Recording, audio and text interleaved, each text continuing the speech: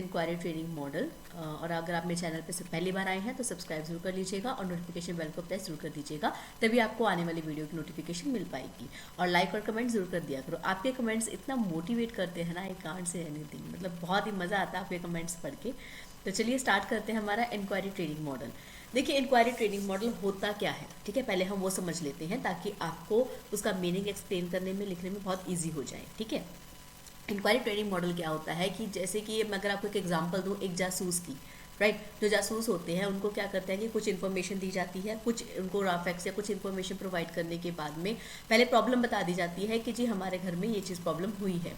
ठीक है, फिर उसके बाद उनको कुछ इन्फॉर्मेशन प्रोवाइड की जाती है, जैसे कि हमारे घर में चोरी हुई है तो उसको इन्फॉर्मेशन प्रोवाइड की जाती है कि जी हम सुबह कहीं गए थे लेकिन जब आए तब हमें चोरी हो चुकी थी घर में। और फिर हमने किसी को आस पड़ोस में पूछते हैं कि कुछ उन्होंने देखा था या नहीं देखा था, तो इस तरह से वो इन्फॉर्मेशन प्रोवाइड करते हैं। अब जासूस क्या करते हैं, वो अपना एक हाइपोथेसिस क्रिएट करते हैं। हाइपोथेसिस क्या होता है कि आप एक रॉ इमेजिनेशन बना लेते हो, मीन्स एक परिकल्पना करते हो कि शायद ऐसा हुआ होगा, जो इन्फॉर्मेशन आपको दी जाती है। ठीक है, उस इन्फॉर्मेशन के बिहाफ पे आप क्या करते हो, एक परिकल्पना बना लेते हो कि ऐसा हुआ होगा। फिर जैसे जैसे आपको आगे इन्फॉर्मेशन की क्लैरिफिकेशन मिलती है या फिर नई इन्फॉर्मेशन ऐड होती जाती है, आप अपने हाइपोथेसिस में चेंजेस करते रहते हो और इन द एंड आप कंक्लूजन पे पहुंच जाते हो। ठीक है, तो ये होती है इंक्वायरी करना किसी भी, और इंक्वायरी टीचिंग मॉडल भी जो है इसी बिहाफ पे इसी बेस पे बनाया गया था। इसमें क्या था कि टीचर्स जो होते थे, जो भी उनका कॉन्सेप्ट था क्यूरिकुलम के अकॉर्डिंग, उनको कॉन्सेप्ट से रिलेटेड कोई प्रॉब्लम देते थे और कुछ इन्फॉर्मेशन प्रोवाइड कर देते हैं और फिर उनको हेल्प करते रहते हैं। जैसे अगर उनको कोई मटेरियल नहीं मिल रहा, ठीक है, कोई इन्फॉर्मेशन प्रॉपर तरीके से उनको समझ नहीं आ रही है, ठीक है, यहाँ पे टीचर जो है एज अ फैसिलिटेटर होता है। ठीक है, तो वो क्या करते हैं, जो भी उनको हेल्प की जरूरत पड़ती है वो प्रोवाइड करते हैं और स्टूडेंट्स जो इनको इन्फॉर्मेशन मिली है उससे अपना एक हाइपोथेसिस क्रिएट करते हैं और फिर उस हाइपोथेसिस के अकॉर्डिंग जैसे इन्फॉर्मेशन आती जाती है या इन्फॉर्मेशन ऐड होती रहती है, उनको समझ आने लग जाता है कि किस तरह से इसको सॉल्व किया जा सकता है, वो अपने हाइपोथेसिस में चेंजेस करते रहते हैं और इन द एंड वो प्रॉब्लम को सॉल्व कर लेते हैं। ठीक है, तो ये होता है इंक्वायरी टीचिंग मॉडल, जो कि मैंने आपको एक ब्रीफ एक्सप्लेनेशन में एक बार समझा दिया है, but you can not write in this way in the exam, right. So अब हम क्या करेंगे, इसको किस तरह से आपको एग्जाम में अटेम्प्ट करना है वो चीज़ देखेंगे। ठीक है, the inquiry teaching model, teaching and learning based on the inquiry method is an approach that helps students build their knowledge and understanding through research and exploitation activities based on existing knowledge। आपको knowledge दी जाती है पहले ही, कोई भी concept है तो उसकी knowledge आपको दे दी जाती है, बट स्टिल क्या होता है कि आपको टेस्टिंग के लिए, कॉन्सेप्ट क्लैरिफाई करने के लिए एक मेथड को यूज़ किया जाता है ताकि टीचर को पता चले कि आपको कहाँ पे प्रॉब्लम आ रही है। ठीक है, so the inquiry method requires higher order thinking skills and critical thinking to make conclusions. अब इसमें कुछ बच्चे ऐसे भी होते हैं जो कि उस तरह से नहीं कर पाते हैं, तो टीचर्स क्या करते हैं, ग्रुप बना देते हैं। ठीक है, जो जिनका थिंकिंग लेवल अच्छा है उनके साथ में लो लेवल वाले बच्चे का, ताकि वो भी उनके साथ रह के कुछ अच्छा सीख सके, कर सके। ठीक है, so next is basic assumptions. देखिए इसमें हम ना कुछ एज्यूम करके चलते हैं, कोई भी टीचिंग मेथड होगा ना, आप में उसमें कुछ ना कुछ एज्यूम करके आपको चलना ही पड़ेगा। ठीक है, सो आप एज्यूम क्या करके चलते हो कि सारी नॉलेज टेंटेटिव होगी, परमानेंट नहीं होगी वो, बिकॉज आप इन्फॉर्मेशन को तोड़ मरोड़ के यूज कर रहे हो क्योंकि आपको प्रॉब्लम को सॉल्व करना है। ठीक है, there cannot be one answer to particular cause. अब कोई भी प्रॉब्लम होती है उसका ओनली एक ही आंसर नहीं होगा। ठीक है, ये भी आप एज्यूम करके चल सकते हो। अगर आपने 10 बच्चों को क्वेश्चन पूछा है तो 10 के आंसर डिफरेंट होंगे या हो सकते हैं। ठीक है, वो एक ही आंसर सब बच्चों का नहीं होगा। तो टीचर को भी यहाँ पे बहुत ही ज़्यादा ट्रेनिंग की जरूरत पड़ती रहती है, बिकॉज उनको हर तरह की सिचुएशन को, हर तरह के आंसर्स को किस तरह से सही या गलत बताना है या बच्चों को इन्फॉर्मेशन देनी है, उसके रिगार्डिंग आपको इन्फॉर्मेशन देनी है, वो पता चल जाता है। ठीक है, so people inquire naturally when they are puzzled. वो जब वो पजल हो जाते हैं ना तो वो दोबारा से इंक्वायरी करना शुरू कर देते हैं, है ना। So the process of inquiry can be taught to students. आप बता सकते हो ना कि आपको ये चीज़ें करनी है, जिसको आप टॉट कर सकते हो। Team approach is better than individual approach to find solution to a problem. As I told you कि टीचर्स क्या करते हैं, ग्रुप बना देते हैं, क्योंकि जो बच्चे क्रिएटिविटी से काम करते हैं और जो बच्चे क्रिएटिविटी से काम नहीं करते हैं उन दोनों का ग्रुप बना दिया। ठीक है, ताकि वो कोऑर्डिनेशन से काम कर सके और बच्चों में चेंजेस भी हो सके। Next is inquiry training model act upon the curiosity and interest. ये आप इसके कैरेक्टरिस्टिक लगा सकते हैं इस मॉडल के कि आप क्यूरियोसिटी और इंटरेस्ट से बच्चे काम करते हैं और क्वेश्चंस को डेवलप करना सीखते हैं, बिकॉज आपको जो इन्फॉर्मेशन दी गई है उसको यूज़ करने के लिए आप क्वेश्चन करते हो, अपने आप से क्वेश्चन करते हो ना, ये होगा, कैसे होगा, नहीं होगा, ठीक है, इस तरह से आप अपने आप से क्वेश्चनिंग करते हो। So that their way through controversies और डिलेमास थिंक, वो अपने आप से ही सीखते हैं, नहीं ऐसे नहीं हो सकता यार, ऐसे कैसे हो सकता है, ठीक है। तो लुक एट प्रॉब्लम्स एनालिटिकली, वो प्रॉब्लम्स के ऊपर नज़र रखते हैं कि कोई भी वो इन्फॉर्मेशन को आंसर में यूज़ कर रहे हैं तो बार बार वो प्रॉब्लम को देखते रहते हैं, ताकि वो अपने प्रॉब्लम को सॉल्व करने की बजाय कुछ और ही इन्फॉर्मेशन कलेक्ट करके ना बैठ जाए। ये बहुत ज़रूरी होता है कि आप कोई भी टॉपिक कर रहे हो तो आप अपने टॉपिक से ना भटको, ठीक है। So inquire into their preconceptions and what they already know, develop, clarify and test hypothesis, draw inferences and generate possible solutions. ठीक है, सब्सक्राइब कर लीजिएगा अगर आपने नहीं किया हो तो। Next is objective of the model. अब इस मॉडल का ऑब्जेक्टिव क्या था कि बच्चों के अंदर साइंटिफिक प्रोसेस स्किल जो होती है उसको डेवलप किया जाए, कि वो हर प्रॉब्लम को जो उनके रियल लाइफ में भी आएगी उसको सॉल्व करने के लिए अपना दिमाग लगाएं, ठीक है। हर किसी के लिए डिपेंडेंट ना रहे कि जो कोई प्रॉब्लम आ गई, मम्मी पापा ये प्रॉब्लम नहीं सॉल्व हो रही, no, you should think yourself. To develop among students independence और autonomy in learning, to develop among students the ability to tolerate ambiguity. देखिए, जब आप एक ग्रुप में काम करते हो ना तो कुछ चीज़ें होती हैं जो आपको पसंद नहीं होती, but still you have to manage that, okay, कि वो किस तरह से आपको मैनेज करना है, ये चीज़ें आप सीखते हो, ठीक है। आप एक टेंटेटिव नेचर बना लेते हो अपनी नॉलेज की, कि वो परमानेंट नहीं होती, बट वो आपकी नॉलेज होती है, आप उसको कभी भी कहीं पर भी यूज़ कर सकते हो, ठीक है। स्टूडेंट्स के बीच में क्रिएटिविटी डेवलप हो जाती है इस मेथड को यूज़ करने से। अब हम देखेंगे कि हम इंक्वायरी मेथड को इम्प्लीमेंट कैसे करेंगे, मतलब एक क्लास के अंदर आप उसको किस तरह से इम्प्लीमेंट करोगे। देखिए, वैसे इसको कई मेथड्स में कर सकते हैं, मतलब इसकी इम्प्लीमेंटेशन जो होती है according to the topic change भी हो सकती है, क्योंकि देखिए इसका मेन जो एक बेसिक अगर हम इम्प्लीमेंटेशन की बात करें तो वो क्या होगा, प्रॉब्लम डायग्नोज करना कि कौन सी बच्चों को प्रॉब्लम देनी चाहिए कि सब बच्चे उसमें एक्टिवली पार्टिसिपेट कर सके। ऐसी प्रॉब्लम नहीं होनी चाहिए कि वो बच्चों के लेवल के ऊपर ही हो, ठीक है। सेकंड क्या होगा कि उनको वो उस प्रॉब्लम को सॉल्व करने के लिए इंफॉर्मेशन प्रोवाइड करना, ठीक है। उनको जहाँ पर भी हेल्प की जरूरत पड़ती है वो तो देनी ही है, फिर उनको टाइम देना कि जो उन्होंने इन्फॉर्मेशन गैदर की है वो सही है कि नहीं है, उसको अगर उन्होंने एक बार रॉ फैक्ट बना लिए, अपना एक रॉ हाइपोथेसिस क्रिएट कर लिया, उसके बाद उसको इवेल्युएट करने के लिए टाइम देना, ठीक है। फिर जो भी उनको इवेल्युएशन हो जाता है, जो भी चेंजेस होते हैं उसके लिए टाइम देना, मेन प्रोसेस तो यही होता है। बट अब किसी ने उसको 5 स्टेप में दे दिया, किसी ने 4 स्टेप में कर दिया, किसी ने 6 स्टेप्स में दे दिया, तो हम अकॉर्डिंग टू एडविन फेंटन, जो एडविन फेंटन थे उन्होंने 6 मेजर स्टेप्स में बताया था, बहुत ही उन्होंने क्लैरिफाई तरीके से बताया था, तो मैंने उनके अकॉर्डिंगली इसको ऐड कर लिया है। ऐसा नहीं है कि अगर आपको कहीं और पे कुछ और मिलता है वो गलत है, मैंने यहाँ पे स्पेसिफिक मेंशन किया है कि according to Edwin Fenton there are 6 major steps in implementing the inquiry method, okay. First is identify problems and information, कि आप पहले प्रॉब्लम को आइडेंटिफाई करते हो, बच्चों के लेवल के अकॉर्डिंग की प्रॉब्लम होनी चाहिए, ठीक है। ऐसा नहीं होना चाहिए कि बच्चों के ऊपर से ही निकल दी जाए। एंड इन्फॉर्मेशन जो प्रोवाइड करनी है वो भी बच्चे उसको समझ सके और यूज़ कर सके, ठीक है। उसके बाद डिज़ाइन हाइपोथेसिस, बच्चे हाइपोथेसिस बनाते हैं कि एक एनालिटिकल क्वेश्चंस डिज़ाइन करते हो, अपने हाइपोथेसिस को बनाते हो और फिर उससे अवेयर रहते हो कि जो आपने हाइपोथेसिस बनाई है वो अकॉर्डिंग टू द प्रॉब्लम ही है, ठीक है।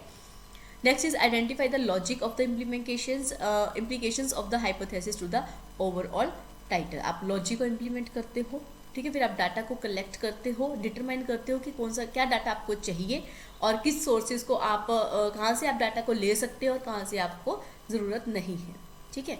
Next is analyse, evaluate and interpret data information, कि जो आपने डाटा गैदर कर लिया है, जिस सोर्स से गैदर किया है, उसके बाद में उसको आप इवेल्युएट करते हो कि वो सही है या नहीं है, आपकी प्रॉब्लम उससे सॉल्व होगी या नहीं होगी, ठीक है। और फिर आप डाटा को इंटरप्रेट कर लेते हो, okay. Next is evaluating hypothesis based on data, फिर आपने एक प्रॉपर एनालाइज कर लिया जो आपने डाटा गैदर किया था, यहाँ पे हाइपोथेसिस जो आपने बनाई थी उसको नहीं किया हमने पहले स्टेप में, हमने जो डाटा कलेक्ट किया था पहले हम उसको एनालाइज करते हैं, इवेल्युएट करते हैं, डाटा कलेक्ट करने के बाद में हम उसको अपने हाइपोथेसिस में इवेल्युएट करते हैं, ठीक है। फिर हम देखते हैं कि हमारी जो हमने परिकल्पना बनाई थी, जो हमने हाइपोथेसिस क्रिएट किया था वो सही था या नहीं था, ठीक है। और फिर उसके बिहाफ पे आप डिसाइड करते हो कि आपको ये प्रोसेस में कहीं चेंजेस की ज़रूरत है। अगर कहीं पर भी कोई गलती लगती है, आपकी प्रॉब्लम सॉल्व नहीं हुई है, तो डेफिनेटली आपको दोबारा से प्रोसेस करने ही पड़ेंगे, बिकॉज आपको सोल्यूशन तो मिला नहीं है ना। तो जैसे एक इंक्वायरी टीचिंग मॉडल था, हम यहाँ पे थोड़ा सा डिस्कस कर लेते हैं कि हमने अब तक क्या पढ़ा। पहले आप डेफिनेशन दोगे, ठीक है। डेफिनेशन के बाद में, डेफिनेशन नहीं तो आप मीनिंग दे सकते हो, बिकॉज इसकी मुझे पर्टिकुलर डेफिनेशन कहीं मिली नहीं, तो आप इसका मीनिंग समझा सकते हो अपनी लैंग्वेज में, ठीक है। कंटेंट आपको प्रोवाइड कर दिया है, उसके बाद आप इसके ऑब्जेक्टिव दे सकते हो, बेसिक एजम्पशन दे सकते हो, और बहुत ही इंपॉर्टेंट है ये कंटेंट्स। ये आपको अगर 2 मार्क्स में या 5 मार्क्स में आता है ना, तब भी आप पूरा लिखोगे। और अगर आपको स्पेसिफिक इम्प्लीमेंटेशन आ जाती है कि आप उसको इम्प्लीमेंट कैसे करोगे, या अकॉर्डिंग टू मार्क्स अगर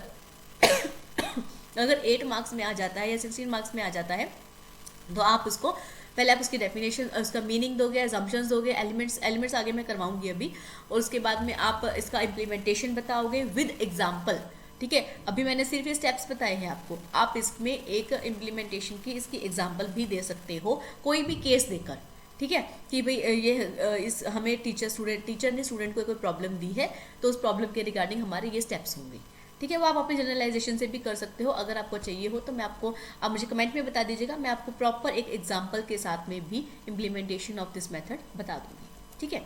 सो अब हम देखते हैं elements, role of teacher in the inquiry method, कि टीचर का क्या रोल होता है इस मेथड में, बिकॉज ये टीचिंग के लिए तो होता है ना मेथड। देखिए वैसे तो ये जो मेथड है ना, ये स्टूडेंट सेंटर्ड अप्रोच है, बट टीचर्स की इन्वॉल्वमेंट बहुत रहती है।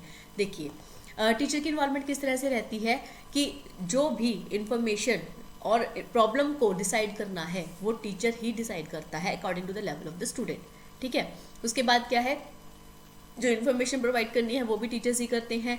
अगर स्टूडेंट्स को कोई इन्फॉर्मेशन यूज में नहीं आ रही है, और जो इन्फॉर्मेशन उनको प्रोवाइड की गई है उस बिहाफ पर भी स्टूडेंट्स प्रॉब्लम के सॉल्यूशन पे नहीं पहुंच रहे हैं, तो टीचर्स उनको डिफरेंट सोर्स बताते हैं कि आप उस सोर्स से इंफॉर्मेशन को कलेक्ट कर सकते हो, ठीक है। क्योंकि उनके कंटेंट से रिलेटेड प्रॉब्लम होती है, तो कंटेंट भी क्या होता है, वो उनको बुक्स में मिल जाता है, तो उनको वो बुक रेफर कर सकते हैं कि आप इस बुक में ये टॉपिक देख लो, इसमें आपको कुछ इन्फॉर्मेशन मिल जाएगी, ठीक है। उसके बाद क्या होता है कि टीचर को भी प्रिपेयर रहना पड़ता है, क्योंकि कोई भी बच्चा कुछ भी क्वेश्चन पूछ सकता है, and they have to respond very politely, ठीक है। उनको गुस्सा नहीं करना है, और उनको राइट इन्फॉर्मेशन प्रोवाइड करनी है इन द प्रॉपर वे, ठीक है। टीचर क्या करता है कि एटमॉस्फेयर को क्रिएट करता है कि बच्चे अपनी स्ट्रेंथ और वीकनेस दोनों पे अपनी पकड़ बना सकें, ठीक है। वीकनेस को स्ट्रेंथ में बदल सके और स्ट्रेंथ को और भी पक्का कर सके, तो वो एक एटमॉस्फेयर क्रिएट करते हैं बच्चों के लिए कि वो प्रॉब्लम को सॉल्व प्रॉपर तरीके से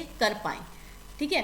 तो टीचर क्या करते हैं, वो स्टूडेंट्स की हेल्प करते हैं थ्रू क्वेश्चंस, कमेंट्स, कि उनसे क्वेश्चंस पुट करते हैं। अगर इसे स्टूडेंट ने पूछ लिया कि मैम मुझे ये इन्फॉर्मेशन नहीं मिल रही, ये इन्फॉर्मेशन यूज़ नहीं हो रही है, तो टीचर भी आगे क्वेश्चन ही पुट करता है, इन्फॉर्मेशन क्या है, प्रॉब्लम क्या है, तो ये इन्फॉर्मेशन यहाँ यूज़ हो सकती है या नहीं हो सकती है। तो इसमें क्या होता है कि स्टूडेंट्स खुद से ही अपने क्रिएटिविटी को यूज़ करते हैं, प्रॉब्लम इन्फॉर्मेशन को एनालाइज करते हैं। जब उनसे क्वेश्चन पुट किया जाता है ना, तो वो एनालिसिस करना सीख जाते हैं, ठीक है। तो यही सब इस पॉइंट्स में लिखा हुआ है, आप इनको पढ़ लीजिएगा अच्छे से, मैंने डिटेल में समझा दिया है, ठीक है। Next is elements of inquiry training model. Elements क्या होते हैं, एलिमेंट्स कौन से हैं इसके, दैट इज फोकस, कि आप फोकस करते हो स्टूडेंट्स के लेवल के ऊपर, कैसे प्रॉब्लम प्रोवाइड करनी है, कैसे इंफॉर्मेशन प्रोवाइड करनी है। Syntax, social system, principles of reaction, support system and application. Syntax और सोशल सिस्टम, इन सबको हम डिटेल में अभी पढ़ते हैं, ठीक है। फोकस क्या होता है कि the goal of this model is to help students develop the intellectual discipline and skills necessary to raise questions and search and answers streaming from their curiosity. कि जो भी बच्चे क्वेश्चंस पुट करते हैं, या उन टीचर्स को पता होता है कि अगर हम ये प्रॉब्लम दे रहे हैं तो इस टाइप की प्रॉब्लम्स बच्चों को आएगी, इस टाइप के बच्चे इस टाइप के क्वेश्चंस बच्चे पूछ सकते हैं। तो टीचर का जो फोकस होता है ना, पूरा का पूरा कंटेंट और बच्चों की इंट्रैक्शन पे रहता है, ठीक है। सिंटैक्स में क्या होता है कि इसके 5 फेस होते हैं। फेस 1 क्या होता है कि confrontation with the problem. Confrontation वैसे अगर हम इसका मीनिंग में बात करते हैं तो इसका मीनिंग होता है आई थिंक आमना सामना, ठीक है। जब हम किसी चीज़ से आमना सामना करते हैं ना, तब हम कहते हैं कि यू हैव टू कन्फ्रंटेट दैट ना। तो आप पहले प्रॉब्लम बच्चों के सामने रखते हो, ठीक है, बच्चे उसको देखते हैं, समझने की कोशिश करते हैं, ठीक है। Then phase 2 is data gathering. समझने के बाद में वो वेरीफाई करते हैं डाटा को, ठीक है। फिर उसके बाद में वो डाटा को एक्सपेरिमेंट करते हैं कि ये डाटा कहाँ पे यूज़ हो सकता है पूरी प्रॉब्लम में, ठीक है, हो सकता है कि एक ही इन्फॉर्मेशन से पूरी प्रॉब्लम सॉल्व हो जाए और बाकी की जो इन्फॉर्मेशन है वो बच्चों को जस्ट नर्वस करने के लिए या कंफ्यूज करने के लिए दी गई हो, right. So phase 4 is organizing, formulating on explanation. आपने जो भी डाटा गैदर किया था उसको वेरीफाई कर लिया, उस पर एक्सपेरिमेंट कर लिया, फिर आप उसको फॉर्मुलेट करते हो और फिर एनालिसिस करते हो, ठीक है। ये 5 फेजेस में ये मॉडल काम करता है। Next is social system. Inquiry training model provides a high weight to the controlling of social system. Teacher and student, however, participate as equals, where exchange of ideas is connected. Means आप एक दूसरे से coordinate करते हो, cooperate करते हो, तो society क्या होती है? सोशल सिस्टम जो है हमारा वो भी तो यही कहता है ना कि आप एक दूसरे से कोऑर्डिनेट कीजिए। अलग अलग धर्मों के लोग रहते हैं, फिर भी आप उनसे कोऑर्डिनेट करते हो ना, एक दूसरे के फेस्टिवल्स भी मनाते हो, ठीक है। तो ये होता है सोशल सिस्टम, कि आप एक दूसरे से आइडियाज एक्सचेंज करते हो, ठीक है, एक दूसरे के साथ इक्वली पार्टिसिपेट करते हो पूरी एक्टिविटी में, ठीक है। Next is principles of reaction, कि आपको रिएक्ट कैसे देना है, रिएक्शन कैसा देना है, ठीक है, येस और नो में, समझ आया या नहीं, इन्फॉर्मेशन यूज हुई या नहीं, डिटेल्ड एक्सप्लेनेशन या स्टोरी नहीं चाहिए, ठीक है। Next is asking students to replace invalid questions, invalid questions नहीं पूछने, ठीक है, जो आपके टॉपिक से रिलेटेड हो आप वही पूछिए, ठीक है। Next is neither approving nor rejecting student theories. आप जब स्टूडेंट आपसे डिस्कस करते हैं ना, तो आप उनको डायरेक्टली अप्रूव भी नहीं करते हो और डायरेक्टली रिजेक्ट भी नहीं करते हो, मीन्स आप उनको कंफ्यूज कर देते हो, ठीक है। ये होता है रिएक्शन का principle. Pressing students for clearer statements of theories and more support for generations, ठीक है। एनकरेजिंग इंट्रैक्शन अमंग स्टूडेंट्स, कि आप इंट्रैक्शन को जो है इंकरेज करते हो, right. Next is support system. A set of confronting materials and sources materials bearing on the problem for inquiry are needed. Sometimes materials are not available. Teachers will have to develop such materials. कई बार क्या होता है, students को material नहीं मिलते हैं, then you have to create. Teachers क्या है, खुद से डेवलप करके देते हैं, कुछ मॉडल्स बना देते हैं, कुछ इन्फॉर्मेशन प्रोवाइड कर देते हैं खुद से, अगर बच्चों को नहीं मिलती है, ठीक है। एप्लीकेशन, अब आप उसको अप्लाई करते हो, जो भी आपकी प्रॉब्लम सॉल्व हो गई है कि नहीं हो गई, आपने वैल्यूएशन कर लिया, फिर आप उसकी एप्लीकेशन कर देते हो, ठीक है। Now advantages of inquiry training model. अब इसके एडवांटेजेस क्या होंगे कि आप साइंटिफिक प्रोसेस स्किल को डेवलप करते हो, क्रिएटिविटी आती है बच्चों में, बच्चे इंडिपेंडेंटली प्रॉब्लम्स को सोचना शुरू कर देते हैं। एक दूसरे, अगर आप एक ग्रुप में काम कर रहे हो तो आप एक दूसरे के आइडिया सुनते हो, अगर आपको नहीं भी पसंद आते हैं तब भी आप कुछ टाइम के लिए टॉलरेट करते हो, ठीक है। तो स्टूडेंट्स के बीच में एबिलिटी आती है कि आप एक दूसरे, आपको टॉलरेट कैसे करना है, ठीक है। सो टेंटेटिव नेचर ऑफ नॉलेज है, परमानेंट नहीं है, आप एक नॉलेज को गेन कर लेते हो और उसको डिफरेंट सिचुएशंस में यूज़ करते हो, ठीक है। It develops the spirit of creativity among students. Brain gets a recessive warm up to learn new things, because आपका ब्रेन इसमें बिजी रहता है तो उसको अच्छा वार्म अप मिल जाता है, right. The student develops skills that increase their span of learning. The understanding ability of a student is enhanced. Learning is presented as a task, क्योंकि लर्निंग जो होती है ना उसको एक काम की तरह प्रेजेंट किया जाता है कि आपको एक प्रॉब्लम दे दी गई, आपको इसका सोल्यूशन ढूंढना है, ठीक है। तो आप क्या करते हो, आप उसको एक टास्क लेते हो ना कि जी हमें ये काम दिया गया है और हमें ये करना है, right. So students get to discover more about themselves. जब वो एक प्रॉब्लम के ऊपर फोकस करते हैं, उनको अपनी वीकनेस भी पता चलती है, अपने स्ट्रेंथ पॉइंट भी पता चलते हैं, है ना। So learning becomes a fun process. अब आप इसमें फन वे में काम करते हो बट टास्क पे फोकस करते हो, ठीक है। Teachers can identify and help each student according to their individual needs. Students becomes ready for the challenge in the real world and students develop the virtue of being patient while handling a situation. Real life में आपको कोई भी problem आ जाती है, आपको उसे कैसे deal करना है वो चीज़ आपको आ जाती है। तो वो क्या है कि क्वेश्चंस पूछने की भी इंपॉर्टेंस होती है ना। तो नेक्स्ट इज लिमिटेशन। अब इसकी लिमिटेशन क्या है कि जो इसमें ये जो मेथड है ना, this method does not help in teaching primary content और सब्जेक्ट मैटर। आप उसको प्राइमरी में ही यूज़ नहीं कर सकते। कंटेंट पढ़ाने के बाद में आप एक प्रॉब्लम देते हो टू चेक ओनली कि वो बच्चे को समझ में आया कि नहीं आया, ठीक है। If the information about the puzzle is not presented in the form of a problem requiring explanation, the student can not effectively arrive at generalization through inquiry. In such cases simulation में be more useful, because simulation में आप एक artificial environment provide कर देते हो, यहाँ पे आप उसको नहीं प्रोवाइड कर सकते, यहाँ पे आप एज अ टेस्टिंग लेते हो, ठीक है। So it can not be applied to puzzles which do not have a cause effect relationship.